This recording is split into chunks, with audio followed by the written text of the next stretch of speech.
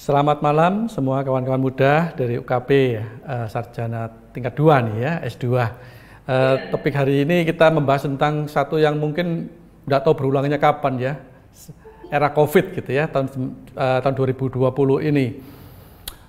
Buat kita juga merupakan satu pengalaman baru. Jadi waktu Bu Dia mengundang saya untuk membicarakan tentang hal ini, saya katakan mungkin kita ada sesuatu yang bisa kita sharingkan. Nanti kita akan dengarkan bersama-sama ya, dan mungkin kita akan diskusikan sehingga kita bisa belajar sama-sama.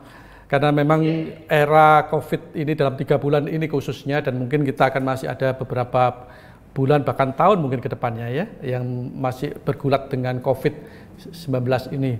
Merupakan satu proses pembelajaran yang mungkin once in a lifetime mungkin. Ya, jadi buat saya merupakan satu yang baik untuk kita bergabung dalam forum pendidikan begitu, sehingga saya juga belajar lagi ya Bu Dia ya.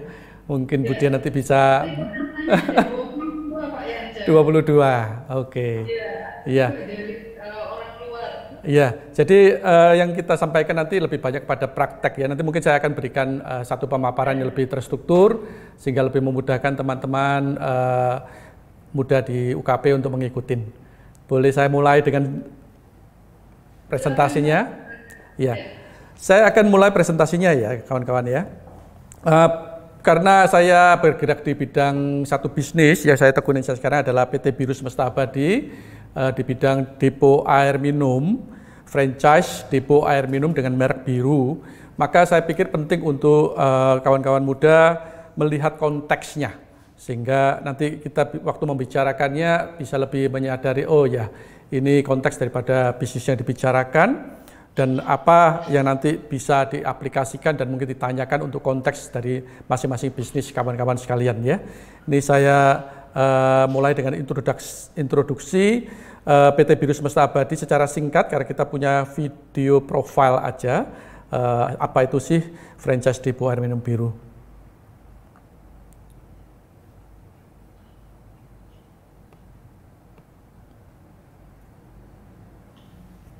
Ini berdiri tahun berapa Pak Yanja? Berdiri tahun 2002 untuk mulai gerai pertama. Untuk franchise kita 2006, jadi 4 tahun setelahnya kita franchise ya.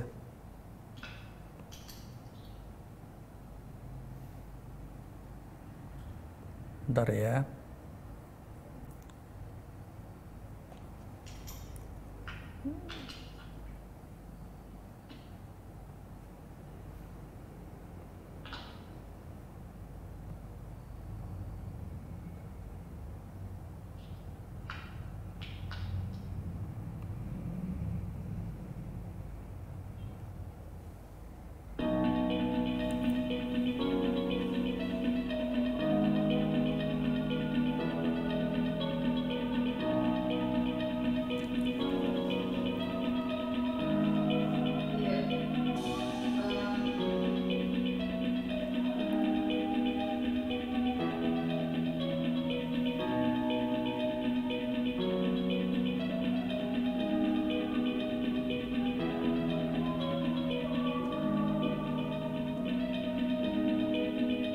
Semua bisa melihat ya videonya ya? Bisa Bu. Bisa. Oke, itu ada beberapa award yang mungkin saya umumkan tadi ya, International Award, ASEAN, Indonesian Award yang dari beliau. Saya boleh ceritain kok, jadi saya malah. Iya, saat ini konteks daripada pembicaraan kita, Biru telah mempunyai 471 outlet di Jawa, Kalimantan, Sulawesi, melibatkan secara aktif itu 3.400 pelaku bisnis secara langsung ya, apakah sebagai karyawan gerai, karyawan kantor, franchisee dan sebagainya.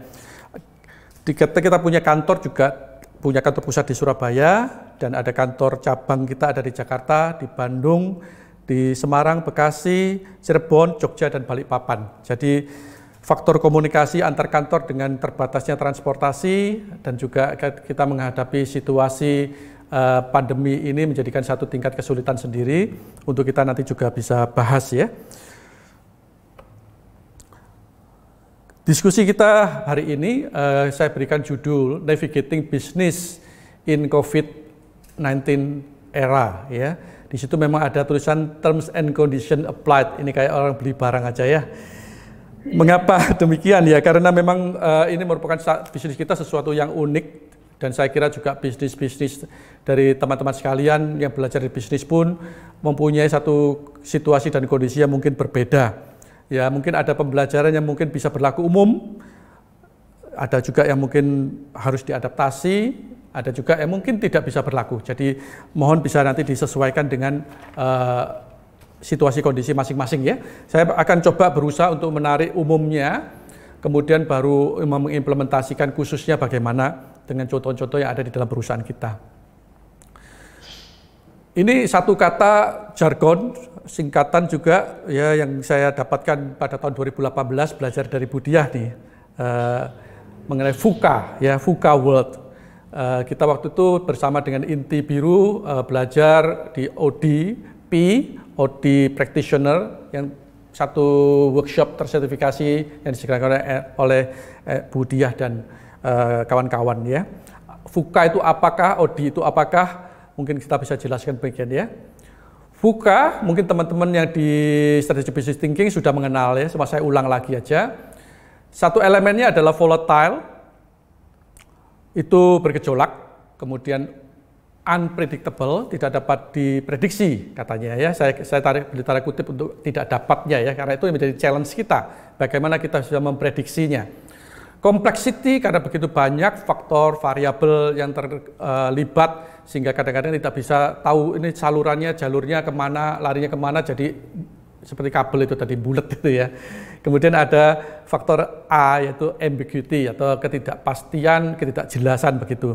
Saya kira ini merupakan satu situasi yang kalau kita melihat di COVID-19 ini adalah VUCA at the highest level mungkin, atau at global level gitu. Jadi seluruh dunia mengalaminya sehingga menciptakan satu kekacauan di dalam dunia usaha saat ini. Nanti kita akan bahas lagi kenapa demikian.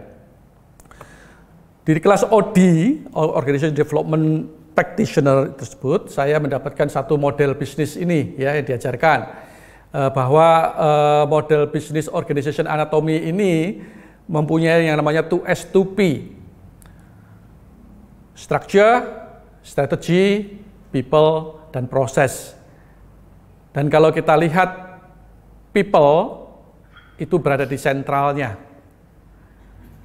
Dan mungkin kalau teman-teman muda UKP lihat bahwa COVID-19 ini mengapa menjadi sesuatu yang besar? Karena COVID-19 itu justru menyerang people. Menyerangnya bagaimana? Menyerang dengan yang disebut dengan fear atau ketakutan. Semuanya orang tidak terlepas daripada takut ya, dan itu menjadikan semua sendi-sendi daripada bisnis goyah semua, strukturnya, strateginya, prosesnya, karena people-nya sendiri goyah terkena oleh COVID-19 ini. Fear apa sih? Fear karena sakit yang nggak ada obatnya. Fear sakitnya bukan sakit ringan, sakit yang menderita berat sekali, sesak napas dan sangat-sangat menderita ya, menular, bisa mengena pada keluarganya, orang-orang yang dikasihinya, teman-temannya. Saat dirawat mengalami isolasi atau karantina ya, kesepian. Kita makhluk sosial sekarang ini di kelas tidak ada kumpul-kumpul ya, semuanya online, kita mengalami yang kesepian, stres ya. Kemudian juga sisi ekonominya terganggu, ya kerja tidak bisa, mau beli obat juga susah karena income-nya juga terbatas. Dan yang paling menakutkan dari semuanya adalah kematian, ya. Siapa yang nggak takut mati? Ada?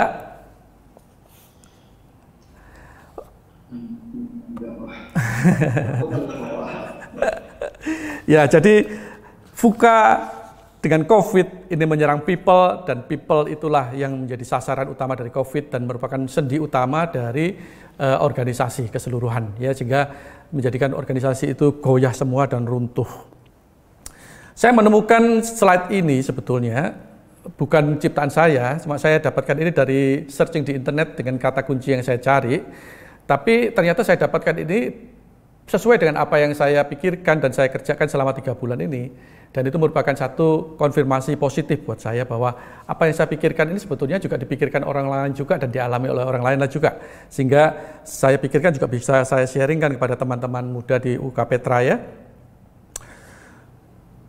Untuk dapat flourish, tidak hanya survive, tidak hanya bertahan atau kita bisa berjaya di VUCA World ya. Itu kita perlu memperhatikan prosesnya. Pertama kali yang ditinjau adalah visi, ya, bagaimana visi daripada perusahaan dengan sistemasi COVID yang ada sekarang, apakah tetap berjalan seperti itu, apakah ada perlu perubahan, understanding tentang permasalahannya.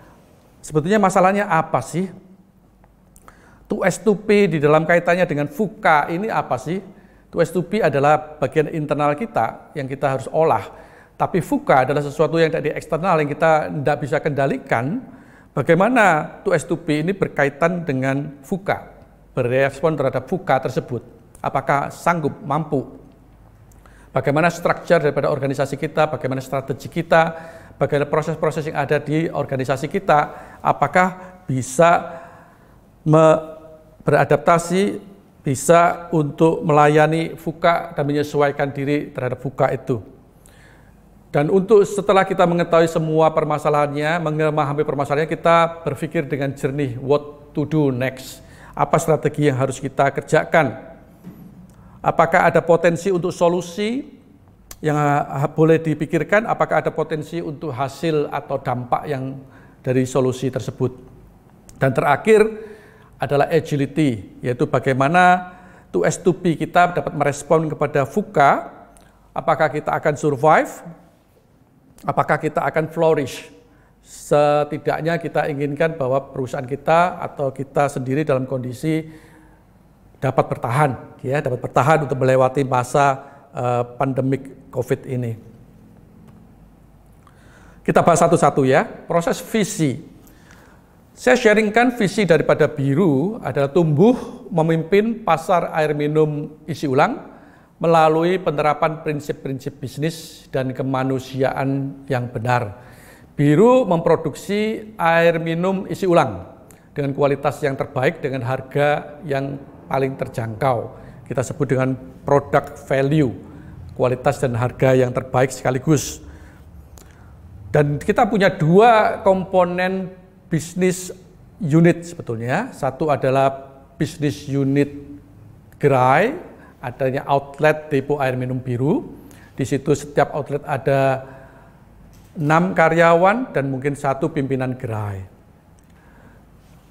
Kemudian kita punya unit franchise depo air minum Biru, di mana unit-unit depo air minum itu dimiliki oleh para franchisee. Saat ini franchisee kita ada kurang lebih 160 orang ya, jadi cukup banyak. Sedangkan untuk di depo air minum kita sendiri mengelola milik sendiri kurang lebih 68 outlet di berbagai tempat yang saya sebutkan tadi. Untuk itu kita mesti lihat kembali visi dan misi kita, check and recheck. Apakah pasarnya masih ada dan bagaimana respon pasar terhadap situasi COVID ini? Untuk pekerja-pekerja di gerai, bagaimana mereka merespon terhadap situasi COVID ini? Apakah mereka masih mau bekerja, apakah mereka bilang, saya mau work from home saja Pak. Itu situasinya tentu saja akan berbeda. Untuk tim franchise, kantor misalkan, apakah mereka juga demikian dalam mood kerjanya? Bagaimana dengan respon pelanggan-pelanggan atau calon-calon pelanggan franchise? Apakah mereka mau datang bertemu, ataukah mereka berminat untuk menjalankan usaha pada saat-saat COVID ini? Tentu ini semua yang menjadi satu yang harus kita teliti. Check and recheck.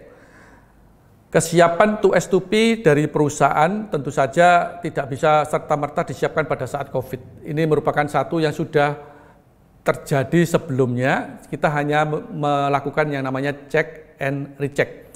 mana yang masih berfungsi, mana yang tidak bisa berfungsi, dan disitulah kita dapatkan satu pemahaman tentang situasi kondisi di dalam perusahaan, merespon kepada situasi VUCA.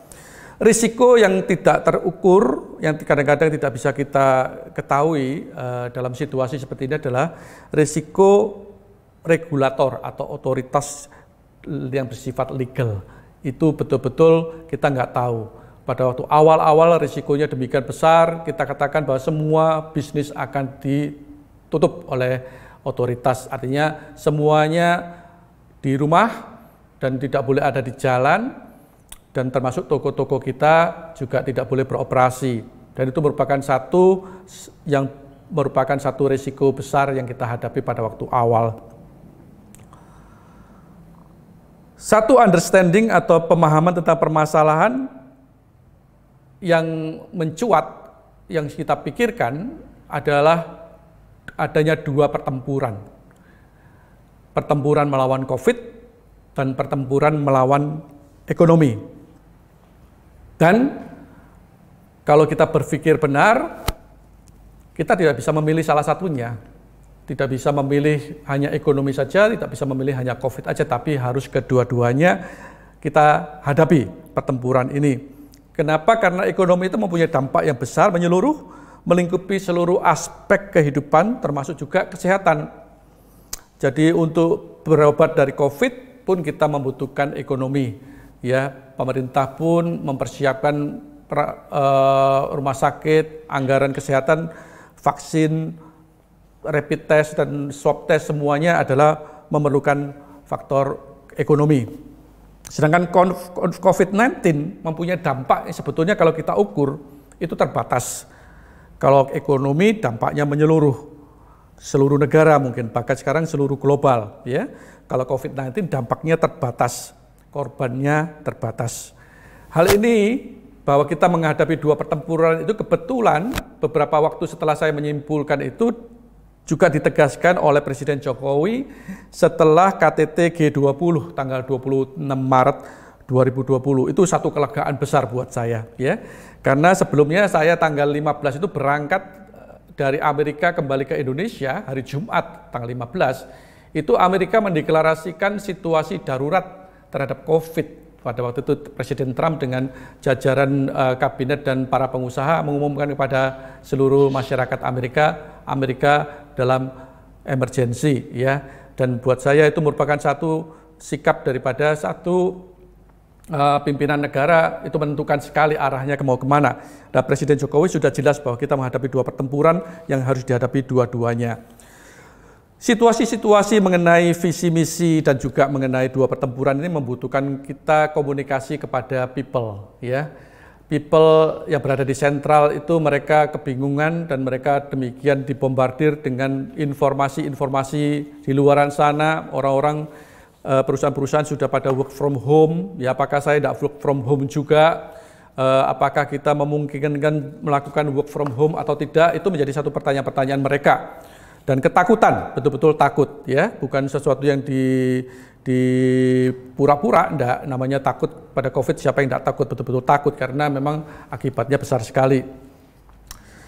Harus kita komunikasikan, dan komunikasi kita kebetulan di dalam struktur kita sudah ada yang namanya grup-grup WA untuk franchisee, grup-grup WA untuk karyawan kantor, grup WA untuk karyawan gerai. Sehingga di tempat itulah kita bisa sosialisasikan pemikiran-pemikiran mengenai visi misi dan juga mengenai understanding bahwa kita menghadapi dua pertempuran. Dan kalau kita simpulkan di dalam perusahaan, visi misi biru dalam situasi COVID-19 ini justru terpenuhi dalam segala kepenuhannya. Tumbuh memimpin pasar air minum Isulang melalui penerapan prinsip-prinsip bisnis dan kemanusiaan yang benar. Kita melayani masyarakat saat ini paling dibutuhkan, kita tidak naikkan harga, kita kualitas yang terbaik, itu betul-betul merupakan kebutuhan masyarakat. Dan kepemimpinan kita dibutuhkan di situ, dan bisnis ini bisnis kebutuhan yang dibutuhkan masyarakat, terutama pada saat-saat ini yang mereka merasa bahwa saya kekurangan uang, saya harus hidup lebih hemat, sehingga saya memerlukan barang atau air minum kebutuhan pokok saya yang harganya lebih terjangkau. Jadi saya katakan bahwa visi misi biru justru paling terpenuhi secara maksimal dalam situasi COVID ini. Bagaimana lalu kita mengetahui tentang apa yang disebut dengan COVID ini, sedangkan kita tidak tahu ini makhluk apa dan bagaimana sifatnya? Melalui belajar dari berita, mempelajari berita. Kita biasanya membaca berita, tapi yang saya katakan di sini adalah learn, belajar dari berita-berita tersebut. Berita tersebut tentu berprogres, ya, dan ada yang bisa diabaikan karena ternyata pada berita selanjutnya ternyata ini informasi yang salah atau ada update daripada informasi dan sebagainya. Jadi yang dilakukan pada waktu COVID-19 ini, kita harus mengikuti berita dan memilah-milah berita. Biasanya saya memakai berita-berita yang utama. Saya di rumah berlangganan masih Kompas, saya langganan seumur hidup itu. Dan ada Jawa Post, jadi dua-dua merupakan satu sumber berita yang baik.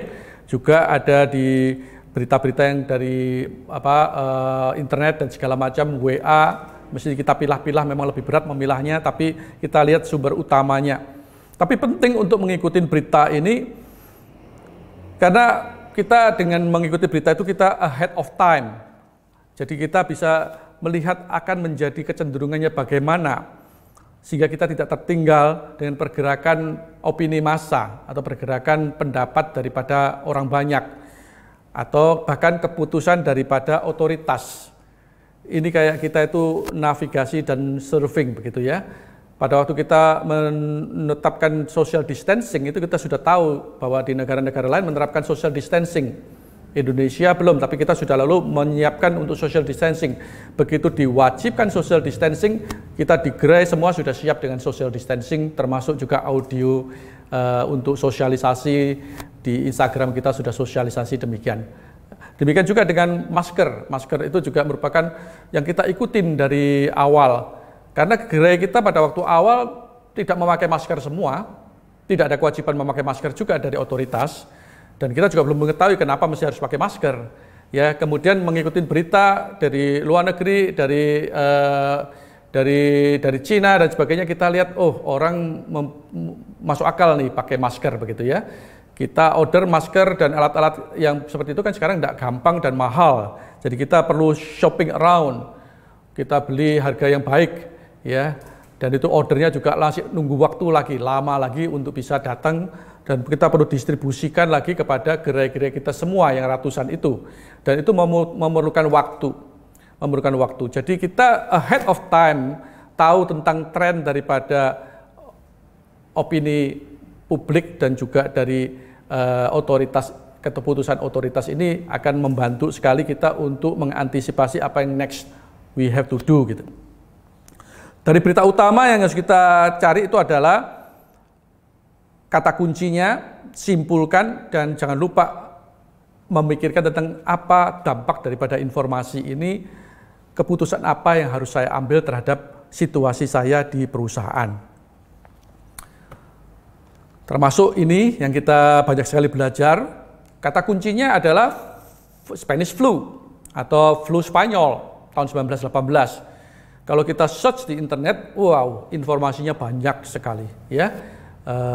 Dan ini menjadikan satu pembelajaran yang luar biasa karena kita belajar daripada histori. Mungkin teman-teman juga sudah melihat ini dan sudah melakukan riset seperti ini. Ini adalah pneumonia, ya. Kita harus memakai masker. Lihat hospital penuh semua, ya. Antrean panjang, itu bisa untuk kekurangan ransum makanan dan segala macam, ya. Jadi situasi ini sebetulnya adalah sejarah yang berulang dengan virus yang berbeda karena bermutasi. Apa yang kita pelajari dari situasi ini, itu yang paling penting untuk kita antisipasi ke depannya.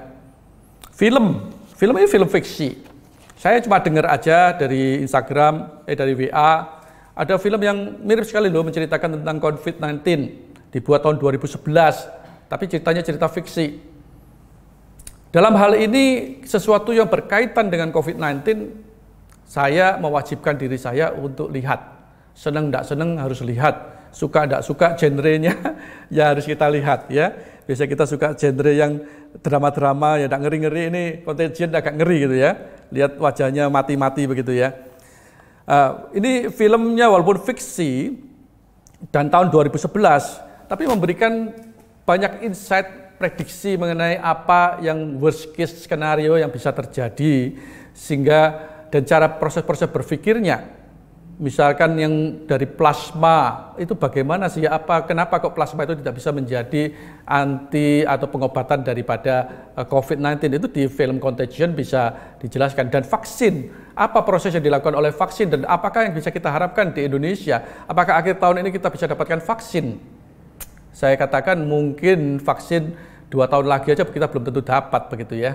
Jadi kita mesti betul-betul merubah cara berpikir kita. Ini semua didapat dari film Contagion yang dibuat setelah SARS tahun 2003, flu burung tahun 2005, flu babi tahun 2009 ya. Tetapi film ini betul-betul luar biasanya mendekati sekali apa yang mungkin bisa terjadi dengan COVID-19. Jadi itu menjadikan kita mempunyai satu pemahaman yang lebih. Clarity. Ya, clarity.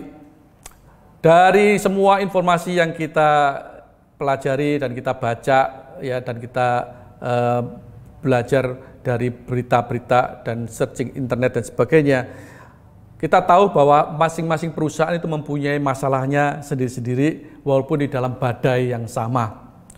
Perusahaan saya mengalami dengan 2S2P kita, dengan produk kita yang value, ternyata justru visi misi kita justru inline sekali dengan situasi COVID ini.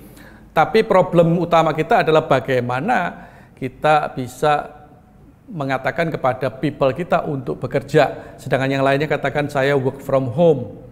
Saya takut sekali nanti saya tidak boleh bekerja oleh orang tua saya. Saya di rumah punya kakek dan nenek yang satu rumah dengan saya. Saya mempunyai risiko yang besar kalau saya terpapar oleh COVID dan sebagainya.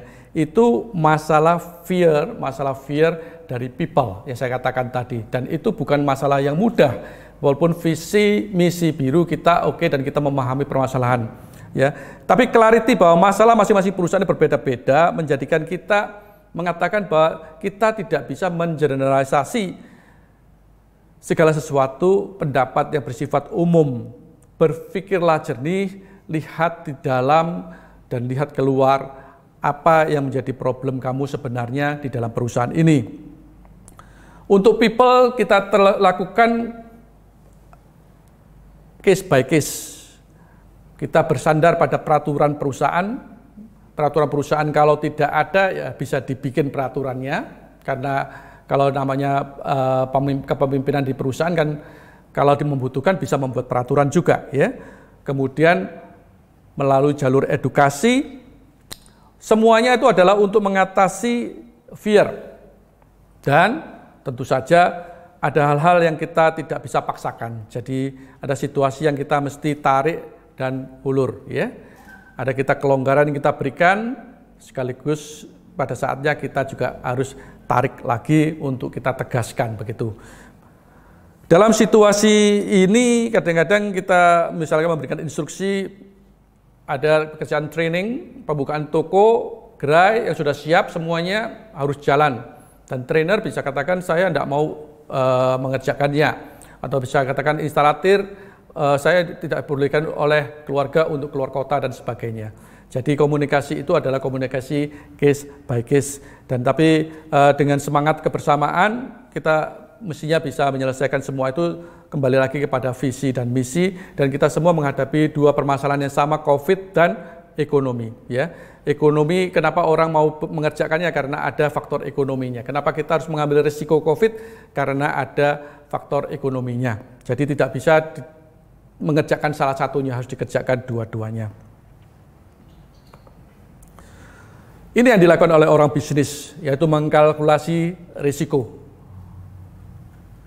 Calculated risk adalah risiko yang telah diambil setelah pertimbangan-pertimbangan yang teliti untuk apa yang kemungkinannya terjadi, ya, apa yang kemungkinannya menjadi akibatnya.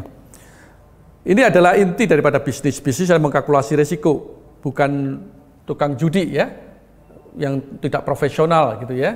yang asal nekat aja atau bahkan orang bodoh ya, tidak boleh.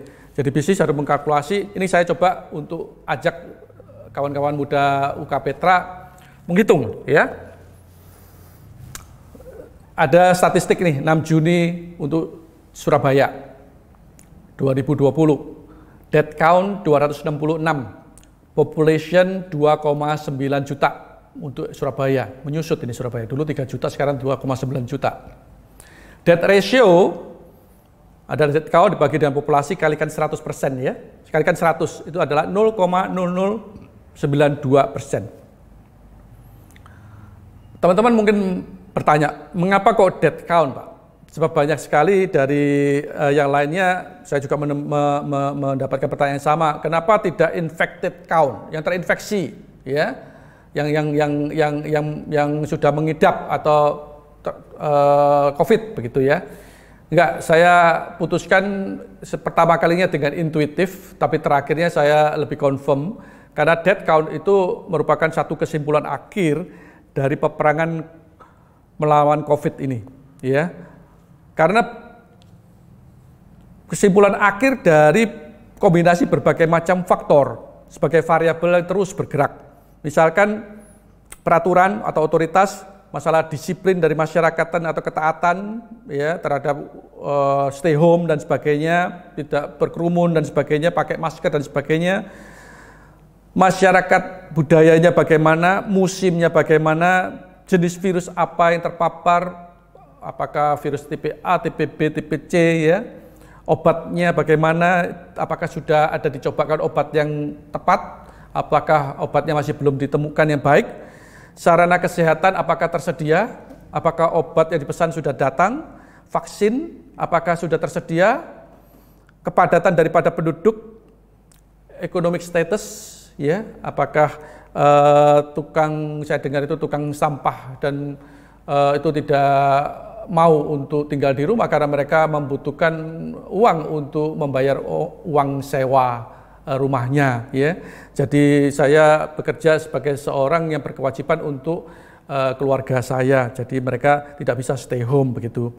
Juga demografi, usia muda, usia tua, ketersediaan dana dan lain-lain. Itu semua disimpulkan dengan yang namanya death count.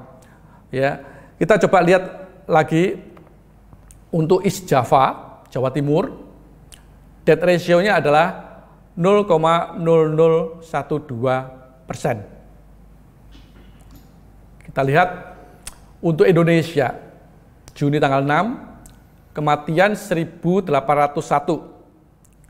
Death ratio-nya adalah 0,00066%. Kalau saya katakan, apakah perusahaan asuransi kesehatan, perusahaan asuransi jiwa mau menerima risiko ini? Apakah mereka bisa menghitung risiko ini dan menerima premi dan bisa membayarkan pertanggungan kepada mereka yang mengklaim untuk masalah kesehatan dan jiwa terkait dengan COVID? Sampai saat ini saya belum mendapatkan ada yang menolak sih, ya. Jadi semuanya mengatakan ya, itu tercover oleh asuransi jiwa maupun kesehatan.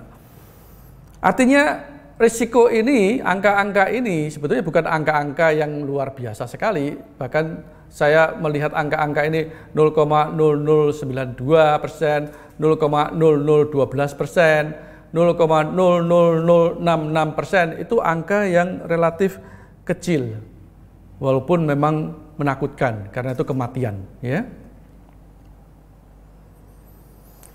Kalau saya katakan ini adalah di Amerika, yang katanya death count-nya paling tinggi sekarang 112.096. Death ratio-nya adalah 0,034%. Ini di Amerika. Walaupun kalau kita lihat sebetulnya Italia kematiannya cuma 33.846. Tapi death ratio-nya lebih tinggi, 0,056, karena populasi dari Italia lebih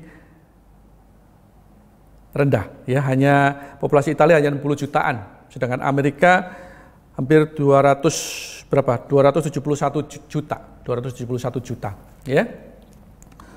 Kalau kita lihat dari sisi angka-angka rasio ini, besar atau kecil itu sebetulnya merupakan satu tinjauan yang bisa dikatakan ini kecil, gitu ya. Ini kecil. Kalau saya katakan lagi bahwa virus COVID ini untuk statistiknya lebih banyak kepada yang tua, 70-80 tahun. Walaupun ada yang bayi, ada yang anak muda, betul. Bahkan ada tenaga-tenaga medis yang masih kuat, juga terpapar, juga merupakan korban. Tapi kita bicara tentang statistiknya. Tapi kalau kita katakan, kalau orang muda dengan gaya hidup sehat, taat protokol kesehatan, tidak punya sakit berat, waspada penuh terhadap bahaya kesehatannya, berapa risikonya? Tentu kita bisa sepakat bahwa risikonya akan jauh-jauh lebih kecil daripada angka-angka ini. Kita coba lihat total death daripada dunia.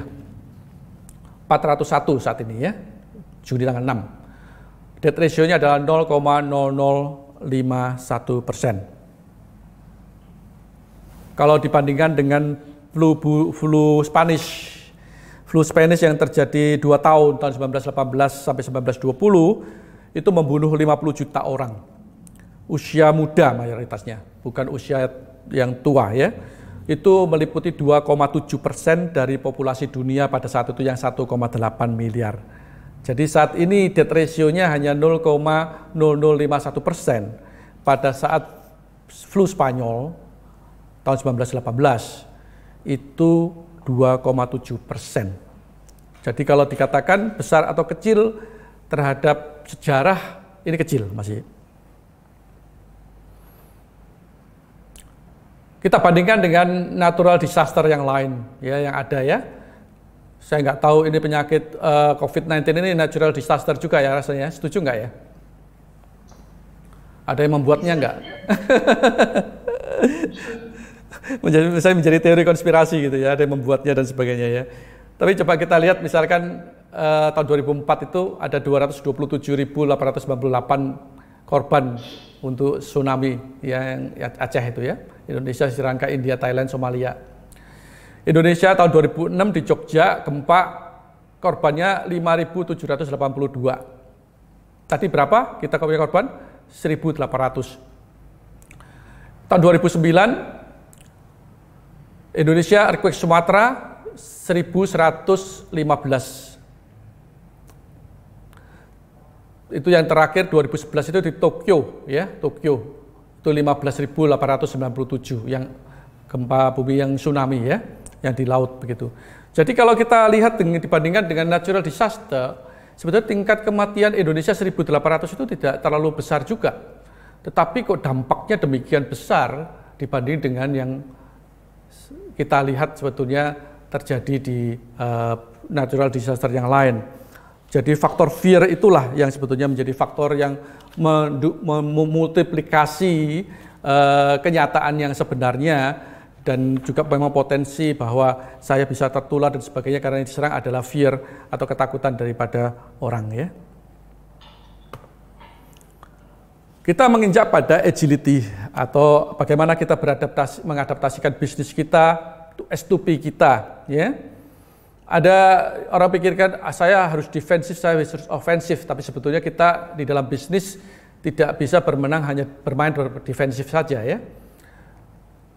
Nggak ada orang yang menang karena defensif, harus ofensif. Jadi defensif itu adalah untuk mempertahankan core bisnisnya, untuk mempertahankan cash flow-nya, untuk mempertahankan membeli waktu, buy time ya. Mudah-mudahan dengan kita menunda-menundanya akan ada perubahan situasi, obat ditemukan, vaksin datang ke Indonesia dan sebagainya. Ya. Kemudian stabilitas dari perusahaan serta untuk survival. Kita tahu bahwa kalau kita bisa melewati kesulitan ini, kita mungkin bisa tetap hidup gitu ya. Itu adalah sifat defensif. Tapi untuk hanya bertahan saja itu tidak cukup, kita harus melakukan yang namanya ofensif, adaptasi bisnis kita dengan strategi yang sifatnya ofensif untuk bisa menang dalam jangka panjang, untuk bisa flourish, untuk mempunyai titik tumbuh baru. Sekaligus kita melihat apakah visi misi kita perlu diubah ataukah itu merupakan visi misi yang betul-betul teruji oleh cobaan-cobaan semacam COVID-19 ini. Dan ini adalah memang bagian daripada R&D bisnis untuk yang sifatnya ofensif ya. Mengenai fear, ini harus diatasin ya. Diatasinya bagaimana? Kita katakan bahwa untuk menang memang kita harus punya yang namanya nyali, harus punya courage. Dalam pertempuran kita tidak bisa berperang dengan ketakutan. Kita harus berperang dengan nyali, dengan courage, yaitu dengan berdasarkan pertimbangan-pertimbangan, berdasarkan satu yang namanya calculated risk, risiko yang terkalkulasi. Rasa takut itu akan meniadakan proses berpikir, sehingga justru akibatnya lebih fatal ya. Jadi kita hindarkan ini. Ini Winston Churchill, itu adalah Perdana Menteri dari UK ya, pada waktu Perang Dunia Kedua, mengatakan fear is reaction, courage is a decision. Jadi di dalam courage ada satu proses untuk mengambil keputusan yang tentu saja memerlukan pertimbangan-pertimbangan. Kita bicarakan tentang kematian sendiri. Courage itu sebetulnya kenapa bisa ada muncul courage, keberanian, karena kita punya tujuan. Kalau kita tahu tujuan kita, apapun bisa kita jalanin. Ibu mempunyai anak, katanya melahirkan itu sabungan nyawa, tapi punya tujuan untuk memiliki anak, segalanya bisa dijalanin kalau alasannya sudah didapatkan. Jadi courage adalah kalau kita itu mempunyai hidup yang bertujuan. Apa tujuan hidup kita? Apa tujuan hidupmu? Setelah mati, kamu punya tujuan apa? What do you believe? Life after death. Apa yang kamu percaya tentang kehidupan setelah mati? Saya katakan, kita atau saya setidaknya ingin menjadi pemenang daripada kehidupan. Sehingga pada saat kematian itu tiba, kita mati dengan kepenuhan. Artinya hidup kita itu berarti. Dan kita yakin dengan hidup yang berarti itu kita bisa hidup baru di surga. Coba bayangkan ya teman-teman. Mati dengan courage. Mati dengan satu karya, dengan satu tujuan, dan mati dengan fear.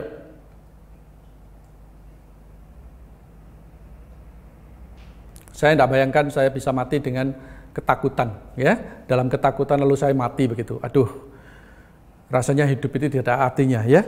Mati boleh, tapi kita harus punya satu pencapaian, harus punya satu tujuan yang kita yakinin. Oke? Kesadaran spiritual bahwa COVID-19 adalah kuasa jahat, ya, maka kita sudah selayaknya memohon pertolongan dan perlindungan daripada Tuhan. At all times, pray to God, the Almighty, ya. Ada bagian daripada kita yang harus kita mungkin kerjakan bersama-sama dengan Tuhan melalui doa dan komunikasi dengan Tuhan. Saya setiap kali mengambil keputusan apapun, yang penting saya berdoa, tapi tidak mengambil keputusan pun saya juga tetap berdoa. Setiap saat saya berdoa. Ada hal yang di luar kemampuan kita, maka kita kadang berpasrah kepada Tuhan. Karena di dalam situasi COVID ini tidak semuanya kita tahu dan tidak semuanya kita bisa duga, ya. Kita di kantor mempunyai protokol untuk doa bersama jam 13.30 di gerai, di kantor maupun di franchise kita satukan doa bersama menurut keyakinan kita kepada Tuhan Yang Maha Esa. Saya pribadi memasukkan juga doa-doa di intensi misa yang dijalankan secara streaming live sekarang, ya. Ini merupakan bagian daripada sebetulnya kalau kita bicarakan adalah yang mengawali seluruhnya. Karena memang situasi COVID ini menjadikan kita tidak berdaya, dan kita bisa berdaya kalau kita berjalan dengan Tuhan. Sekarang kita kenali dengan adanya namanya hidup new normal atau hidup kenormalan baru. Saya tambahkan di situ yang disebut dengan new normal. itu harus fully alert atau dengan kewaspadaan penuh. Hidup normal baru dengan kewaspadaan penuh. Selalu navigasi, selalu scanning lingkungan terhadap situasi yang bisa berubah setiap saat dengan pola pikir dan praktek yang saya jelaskan tadi. Ini belum akhir daripada COVID-19 story. Ini masih dalam perjalanan, mungkin belum setengahnya juga. Saya katakan kalau bicara tentang Spanish flu, bisa ada gelombang kedua, ada gelombang ketiga, dan saat ini vaksin belum ada, dan kalaupun ada, apakah akan bisa kita beli? Ya, sekarang dengan swab test aja, di kantor kita melakukan swab test, itu harganya sudah mencapai 2 juta, 2,5 juta. Apakah kita akan sanggup beli? Dan seringkali itu juga sia-sia. Swab test hanya saat itu saja, bagaimana apakah kita terkena penyakit itu atau enggak, keluar dari rumah sakit kita nggak tahu apakah kita tertular lagi atau enggak, ya. Ini tapi harus kita jalani, tapi biaya itu bisa menjadi sesuatu yang tidak terjangkau juga. Jadi apakah kita mau melakukan swab test juga, apakah kita mau membeli vaksin juga, itu merupakan satu pertanyaan walaupun tersedia. Oke, yang kita bahas bagaimana kita flourishing di VUCA World. Visi, memahami permasalahan, berpikir jernih sehingga kita dapat mengambil langkah-langkah dan mengantisipasi risiko, serta kita adaptasikan bisnis kita untuk bertahan atau berkembang. Fact check untuk apa yang saya alami di perusahaan kita dari Maret sampai Mei 2020, gerai kita tidak pernah tutup, tidak ada gerai ditutup atau tutup sendiri. Semua karyawan gerai tidak ada yang sakit, itu kita syukuri sekali, ya. Dalam arti merupakan satu perlindungan Tuhan, boleh katakan.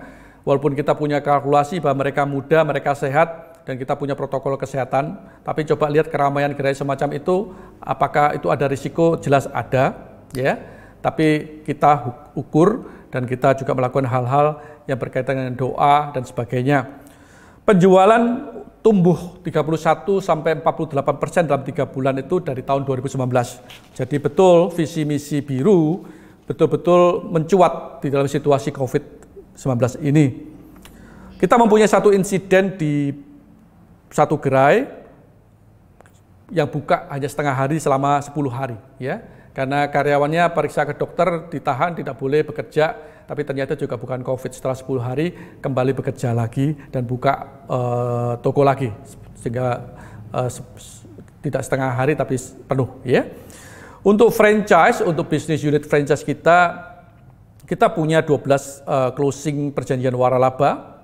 Memang notaris tutup semua juga, jadi kita melakukan banyak policy kebijakan peraturan untuk menjembatani notaris yang tidak buka, BPN yang tidak buka dan sebagainya. Kita mengalami primary bank untuk yang memberikan loan kepada kita untuk pengembangan pembelian lokasi untuk pengembangan gerai baru, itu sudah memberhentikan pendanaannya mereka. Sedangkan untuk secondary bank ternyata memberikan pinjaman kita dalam bentuk KPR dan penyelesaian perjanjian kredit yang sudah berjalan sejak tahun 2019. Jadi itu kita syukurin juga, ya. Tapi hal yang saya amatin juga dengan gerai-gerai kita yang masih buka dan ramai, peminat-peminat franchise ini menunggu momen. Jadi kemarin di Jakarta PSBB begitu berakhir, kantor kita langsung didatangi oleh 10 tamu dan langsung mereka menyatakan minat serius untuk membuka biru. Kita mendapatkan kurang lebih ada 8 yang berminat serius dan memberikan uang tanda jadi, uang tanda minat begitu kepada kita, dan mereka sudah mempunyai lokasi-lokasi. Jadi itu memang kita antisipasi, ya, bahwa kalau memang ini merupakan satu pemenuhan daripada visi misi biru, memang ini akan menunda, tapi akan terjadi satu peningkatan setelah masa kritis ini lewat.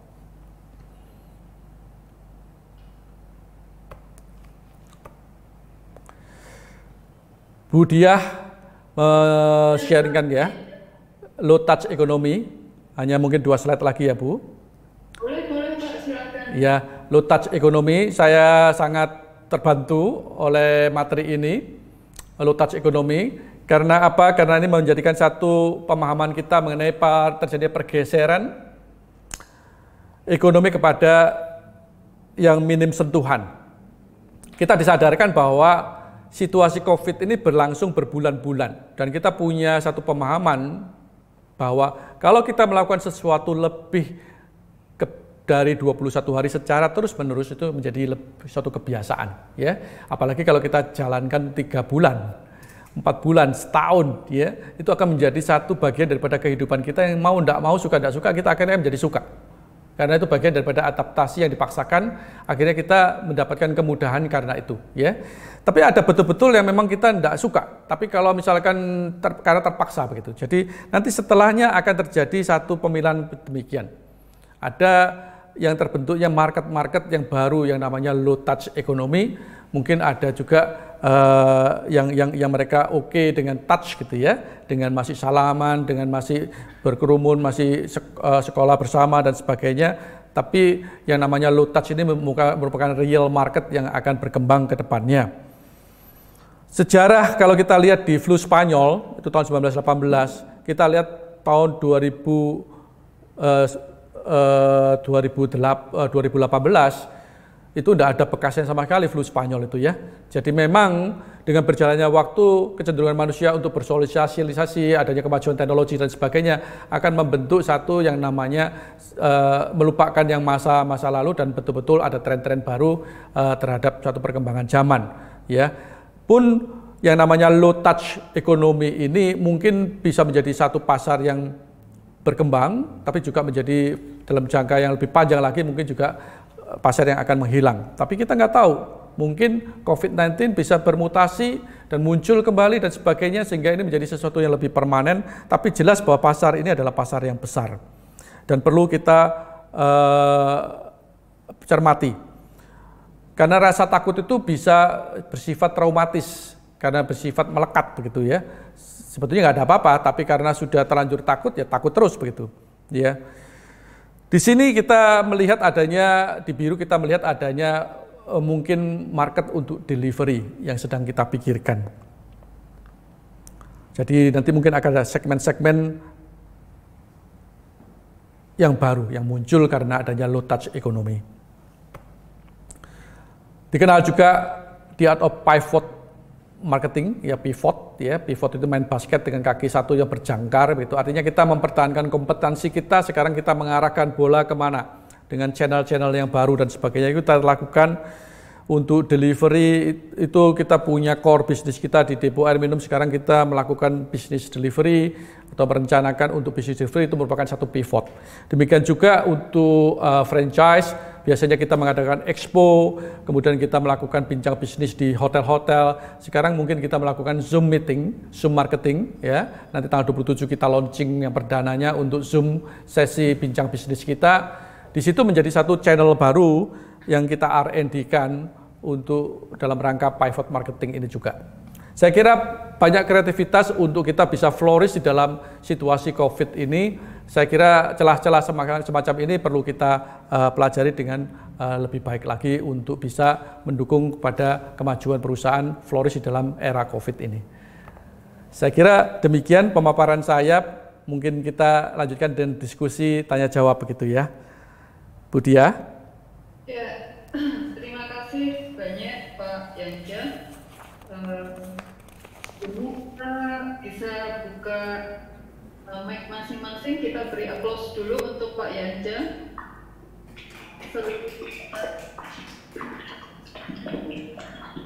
Ya, kalau saya melihat memang dari air biru ini sangat positif ya Pak ya, justru banyak orang terkena dampak dan benar-benar impact-nya sampai mereka harus mem-PHK-kan pegawai dan sebagainya. Tetapi amazing untuk air biru ini, dan Bapak tadi sudah bagaimana visi itu sangat kuat, impactful dalam konteks mempengaruhi mindset leadernya sampai dengan orang-orang yang ada di air biru begitu ya Pak ya. Dan justru visi Bapak terpenuhi, itu yang sangat menarik buat saya tadi, satu statement Pak Yanja sharing tadi, visi Bapak justru semakin terpenuhi di era COVID-19 ini. Ya, saya akan buka sesi tanya jawab langsung untuk para mahasiswa S2 dan juga ada tamu dari luar. Silakan yang akan bertanya ke Pak Yanja. Saya mungkin mulai dulu ya. Ya, boleh. Christopher. Ya, silakan. Pak Yanja, saya mau tanya, ini kan Bapak kan tadi kan secara yang langsung kayak juga encourage kita, ya, atau mungkin setidaknya saya merasa ter-encourage dengan Bapak cerita tentang terkait statistik tadi, statistik bahwa pada lirik mengenai COVID ini kita tidak begitu Pak. Nah, tapi ini kan Bapak kan kebetulan ketemu audiens yang melek data. Nah, kalau misalnya Bapak menyampaikan ke orang-orang yang tidak melek data itu, mungkin Bapak bisa ceritakan apakah mungkin ada karyawan yang kayak gitu atau ada gimana gitu. Ya, terima kasih pertanyaannya. Jadi bagaimana Pak Yanja mengkomunikasikan karena tidak semua orang bisa paham dengan data yang Bapak sampaikan tadi Pak, atau dengan data sekunder itu ya? Ya, sebetulnya data-data itu ya kita kalau memang mengkalkulasikan risiko ya harus dikalkulasi. Jadi betul-betul angka itu kan berbicara. Jadi yang hal sifatnya sosial, angan-angan, awan-awan itu di-groundedkan, difaktakan. Angkanya berapa sih begitu? Sehingga kita bermain dengan logikanya, kita perhitungkan kalau dia memang berisiko, risikonya berapa. Jadi kadang-kadang kita lakukan dengan hal yang mudah saja, sehingga lebih mudah dimengerti. Seperti misalkan saya berikan contoh, di depan kantor saya ini ada penyeberangan yang ada tekan tombol bisa tet begitu, walaupun udah ada zebra cross-nya, bisa ada lampunya, kemudian ada bunyinya tet begitu ya.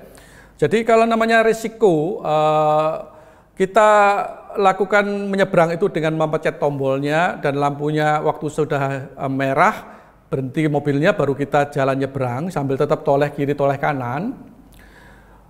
Itu tentu saja menurunkan risikonya kan.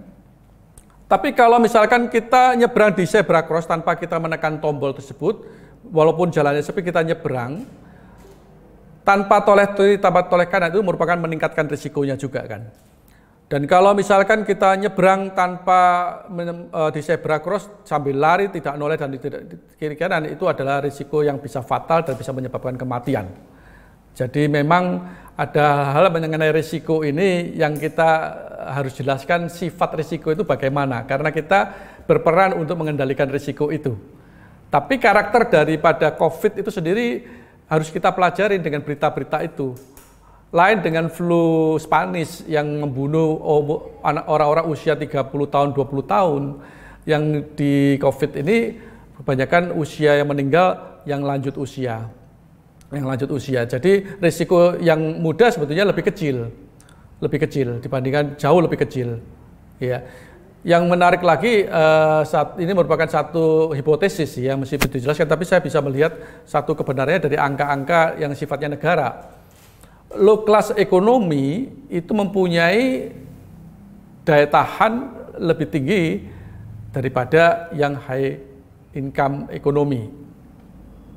Ini kalau dilihat dari negara tadi, India misalkan itu mempunyai rasio yang jauh lebih rendah dibandingkan dengan Amerika, dengan Perancis dan sebagainya. Itu padahal India demikian padat penduduknya lebih daripada 1 miliar.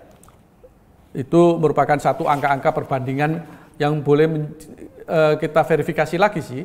Tapi untuk kepentingan kita, kadang-kadang kita perlu menyimpulkan dengan cepat dan mengambil satu langkah keputusan yang terukur. Tidak bisa 100% memang, namanya juga kan mengkalkulasi risiko dan selalu risiko itu tidak bisa dinolkan. Tapi kalau kita tidak melangkah, apakah tidak berisiko? Kalau misalkan ada karyawan di kantor yang katakan, saya punya orang tua yang sehingga saya tidak bisa bekerja, lalu kita katakan oke, kita semua work from home. Apakah itu memecahkan masalah? Saya katakan masalah ekonominya bagaimana menyelesaikannya. Dan kita tidak punya protokol di dalam 2S2P kita untuk work from home. Memang pada waktu itu kita segera kerahkan teman-teman untuk bikin skenario work from home di masing-masing department. Just in case otoritas mensyaratkan kita. Kalau otoritas mensyaratkan kita mau tidak mau kan work from home. Kita harus punya skenario-nya. Kita harus semaksimalnya mungkin. Itu bukan lagi gaining profit, tapi sudah minimizing loss kan begitu ya. Memindahkan loss gitu. Kesulitan-kesulitan sebetulnya di dalam situasi global atau Nusantara yang semacam ini, tentu saja cara bekerjanya susah sekali dan betul-betul stressful. Walaupun saya katakan ini memenuhi semua visi misi kita, tapi kerjanya betul-betul melawan arus, berat sekali. Kita seperti mengantarkan teknisi kita menggunakan mobil box yang satu orang hanya bisa diurus satu orang sebagai kernet dan sopir. Dan biayanya itu menjadi satu yang mahal sekali. Kemarin kita bergulat dengan yang namanya perjalanan ke Jakarta dengan SIKM yang diupload ditolak dan sebagainya. Kita mubasir itu swab test seharga 2 juta itu mubasir beberapa orang nggak sampai 1 minggu juga nggak bisa keluar SIKM-nya ya. Tapi kita terus pelajarin melalui mana. Tapi kenapa kok kita mau masuk? Ya buat kita karena kita punya kalkulasi hitungan risiko, tidak ikutin apa yang kata umum. Bukan kita melanggar otoritas dalam arti itu, tapi kita berjalan sesuai dengan apa yang kita hadapi dalam perusahaan kita sendiri. Saya katakan teknisi kamu bekerja di gerai yang kosong hanya kalian bertiga sendiri. Apa risikonya? Kalau Jakarta merah, apakah Surabaya tidak merah? Sama-sama merahnya. Iya. Jadi memang komunikasi dengan itu mesti sabar melalui edukasi dan betul-betul harus mengambil satu analogi-analogi dan kadang-kadang juga dengan ancaman, artinya ketegasan, ya. Karena itu berdasarkan peraturan. Jadi kalau misalkan kamu tidak mau kerja, tidak apa-apa. Tapi ya tidak dapat uang juga loh. Dianggap kamu sebagai cuti aja. Ini ngomong tidak enaknya kan begitu ya.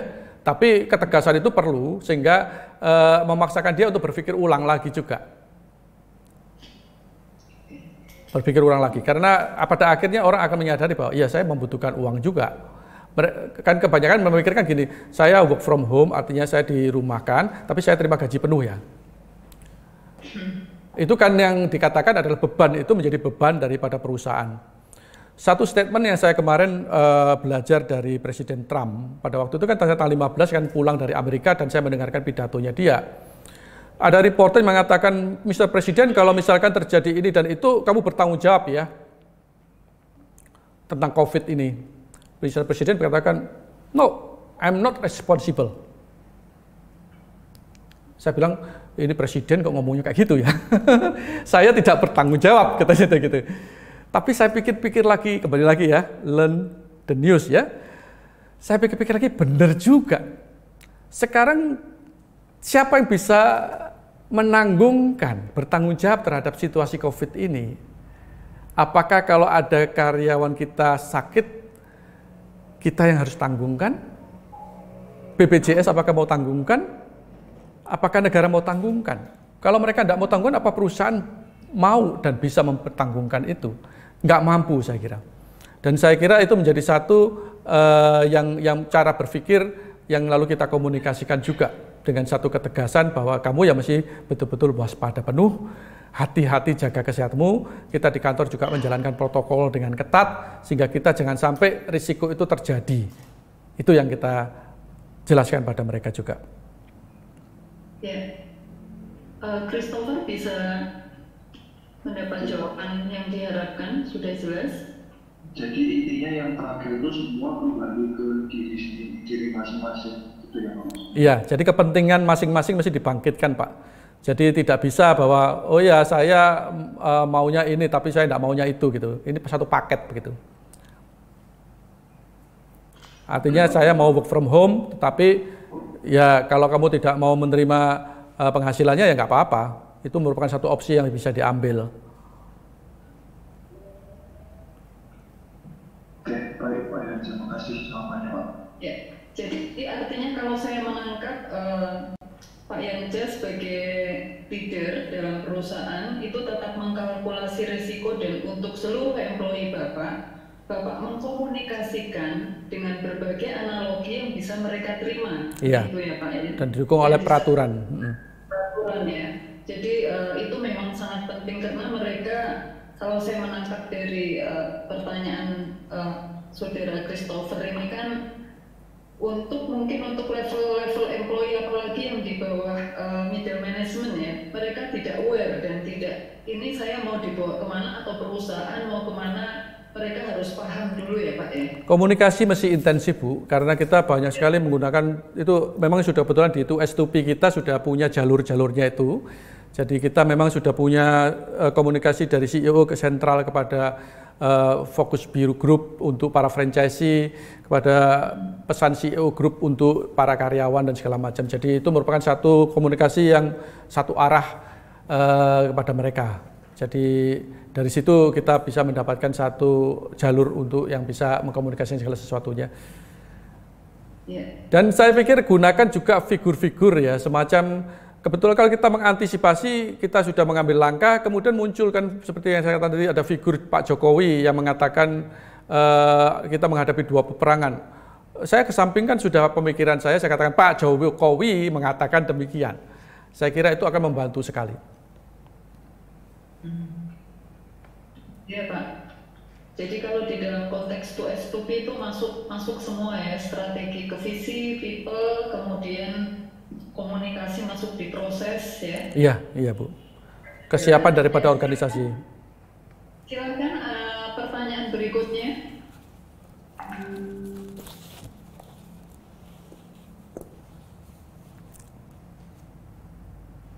Siapa mau bertanya lagi?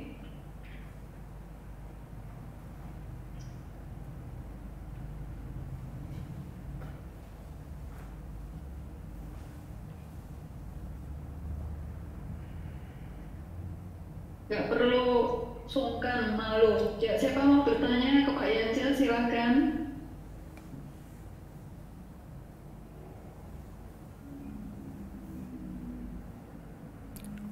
Kawan-kawan sudah bekerja di situ. Banyak kan sudah ya, ada yang bekerja. Ada yang bisa graduate, ada yang 50-50 nih kayaknya Pak. Bisa sharing juga apa pengalaman di kantornya masing-masing, sehingga saya bisa ikut belajar. Kalau di kantor saya sih bulan lalu sempat ada peraturan BFH beberapa divisi. Beberapa divisi ada WFH ya. Seperti HRD, accounting, terus kemudian yang sifatnya analis itu bisa diWFH-kan. Itu kalau yang lapangan nggak bisa. Iya. Terus bulan Juni itu sudah dihapus semua. Jadi hanya cuma karyawan beresiko, karyawan yang semua berapa itu yang nanti kan wajib WFH. Wajib WFH. Ya, tapi untuk yang karyawan yang di bawah umur 45 itu harus masuk. Iya. Begitu Pak. Tapi terus ya tetap ada protokol PSBB, protokol social distancing, masker, dan sanitizer itu semua ada. Iya. Memang kalau dari otoritas yang menghendaki itu kadang-kadang kita tidak bisa menghindar ya. Seperti yang saya katakan, saya pun surat edaran kepada para franchisee di gerainya masing-masing, saya katakan taat kepada otoritas sudah. Kalau disuruh tutup ya tutup.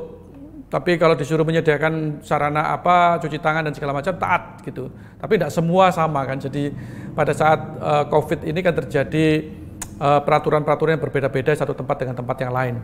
Jadi instruksi dari kita adalah taat kepada otoritas. Kita pun kalau ada sesuatu yang sifatnya instruksi dari pemerintah atau dari otoritas yang berwenang, ya kita harus ikutin. Kita berada dalam satu situasi bernegara dan dalam satu kota juga punya pemerintahan, jadi kita mesti ikutin. Karena itu situasi masing-masing bisa berbeda-beda ya.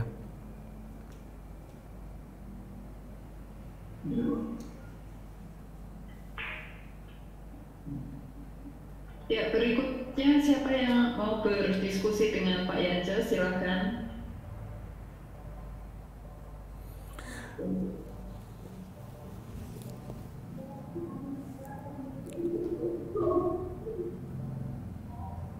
Ada Yolanda, Pak Yoel, Fania, Pak Timothy, Pak Randi Siahaya, Mayesa, Lovely. Ini kok jadi anteng semua ya? Pak Lee, Junho. Pak Lee nggak bertanya, Pak Lee? Pak Lee Junho nggak bertanya? Ya, tidak ada tanya.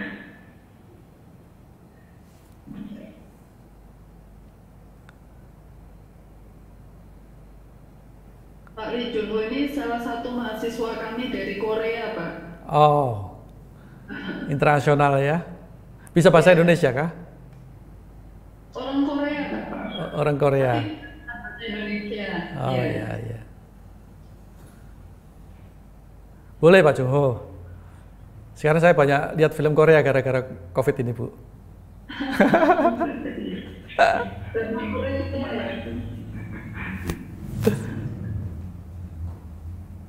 Iya, Kevin, Glenn, Francisca, Pak Erik, Din, Pak Din tidak bertanya, Cindy, Claudia, Christopher sudah. Siapa ini? Angelina, Avenia. Silakan.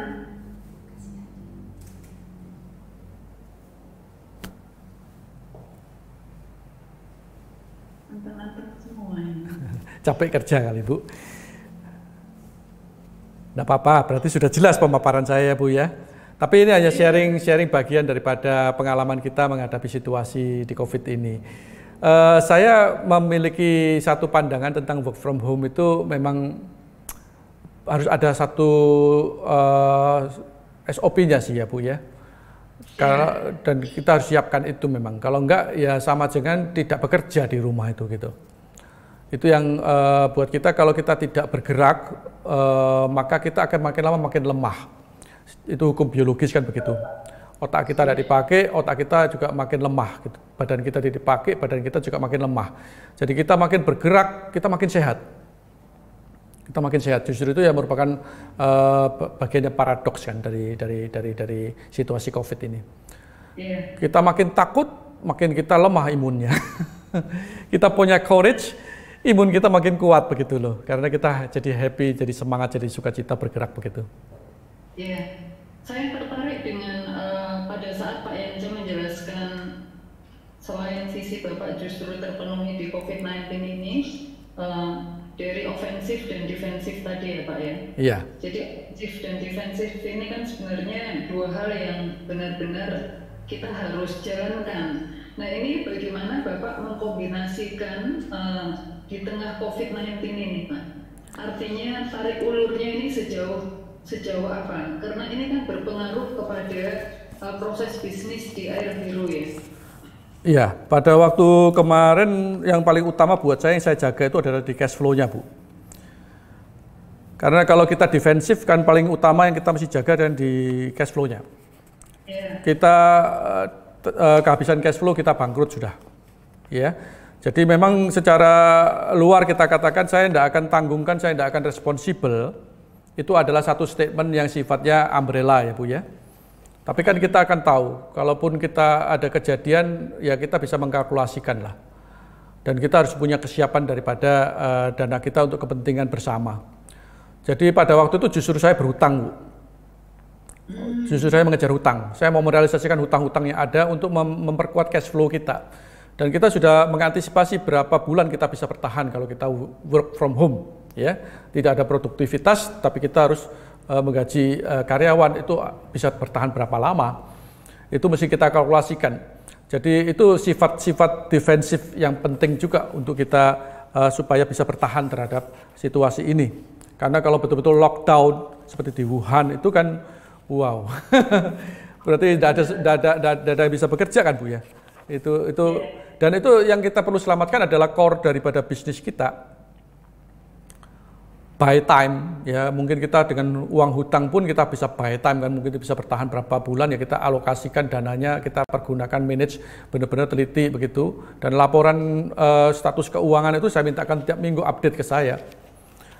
Itu merupakan sesuatu, dan stability harus kita jaga ya, karena terutama dari kalau kita menyangkut pada people itu harus betul-betul leader itu tampil strong.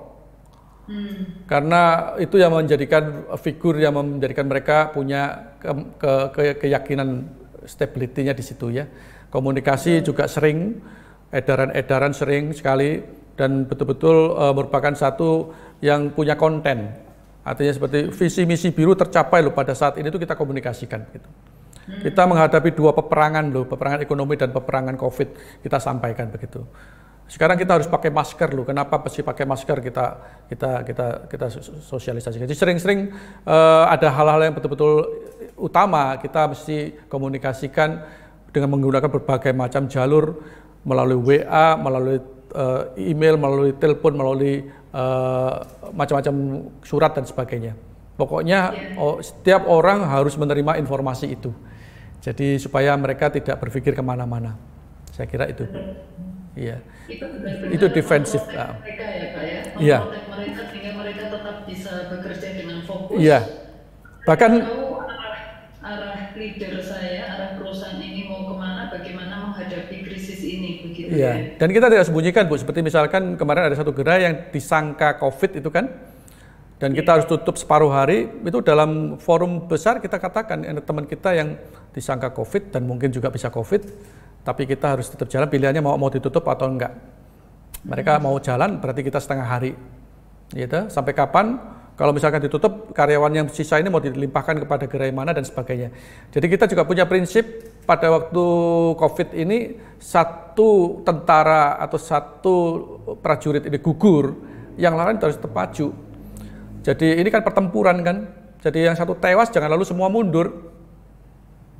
Pasti ada korbannya, tapi korbannya pasti terkalkulasi, tidak akan konyol kan begitu ya. Kita akan berupaya semaksimal mungkin dan kita jaga. Jadi waktu juga ada tim dari Jakarta itu bilang, waduh saya di sana terlock dengan PSBB, tidak bisa pulang. Kita upayakan dengan segala macam cara sehingga mereka bisa pulang ketemu keluarganya. Dan disitulah mereka punya satu keyakinan bahwa ya manajemen dan leader ini mengayomi mereka juga, mereka merasa aman di situ. Walaupun kita biayanya sudah tidak kalkulasi lagi Bu, biayanya sudah biaya tidak masuk akal sudah, tapi kita upayakan betul. Jadi dari situ kita dapatkan satu kebersamaan sebagai satu keluarga ya. Dan saya katakan di kantor ini semuanya keluarga. Jadi tidak ada seperti saya pulang ke rumah, tidak mungkin saya kalau sakit saya katakan saya akan sengaja menulari anak istri saya. Jadi kalau di kantor ini ada yang sakit ya dia jangan masuk. Karena kalian kan sayang dengan teman-teman kalian sendiri, dengan perusahaan ini sendiri gitu loh. Jadi kita di dalam keluarga di kantor ini, jadi kita betul-betul merasa secure. Kita menjalankan protokol dan tamu dari luar betul-betul kita batasin. Kalau nggak perlu ketemu, nggak ketemu. Itu yang. Tapi kalau tidak di antara kita sendiri, teman-teman kantor, ya kita bisa baik. Satu yang menguntungkan kita adalah kita sudah melakukan yang namanya teleconference meeting itu jauh hari sebelum kita COVID. Itu jadi relasi kita dengan antar kantor komunikasi itu bisa memudahkan karena kita punya sistem teleconference yang sudah jalan di kantor. Jadi memang digitalisasi memang sudah harus dipercepat dan tidak bisa dihindari lagi ya Pak Yanse ya. Biasanya saya 1 bulan sekali itu mesti kunjung ke kantor, ini tidak kunjung ke kantor luar kota 6 bulan sudah. Sudah berapa lama Pak? 6 bulan, tidak pernah ke Jakarta. Lumayan lama ya. Lama. Iya. Tapi saya yakin semuanya baik di sana. Ya. Jadi tetap maju meskipun di tengah-tengah kondisi seperti ini itu tidak sukar, memang harus memiliki leadership dan strategi yang kuat ya Pak Yanse. Iya. Yang ofensif sebetulnya itu adalah menyangkut pada sebetulnya survival juga sih, karena nggak ada orang yang bisa bertahan terus-menerus kalau nggak ada ofensifnya. Nggak ada orang yang menang lah. Kalau memang kita main sepak bola dengan strategi defensif, nggak ada yang offense, mana bisa menang sih? Betul. Lama-lama defense, lama-lama juga uang cash flow-nya juga habis, lama-lama tenaganya juga habis, akhirnya kalah juga gitu loh. Jadi kombinasi offense dan defense ini harus tetap jalan.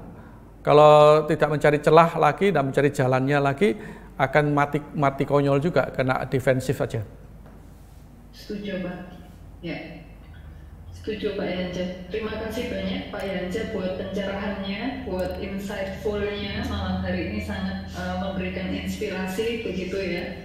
Ini saya boleh akhiri pertemuan malam hari ini atau ada yang masih mau bertanya?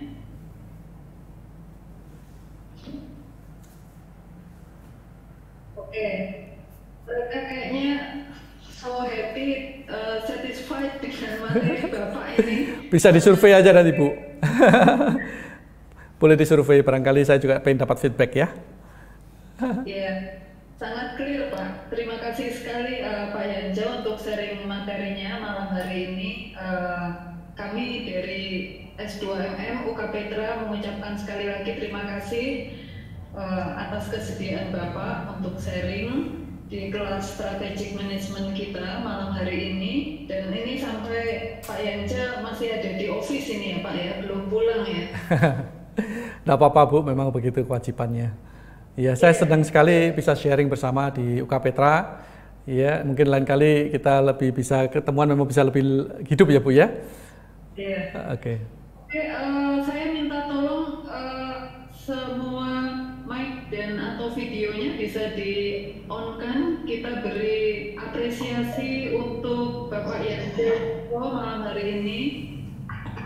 Oh, mic-nya bisa di on.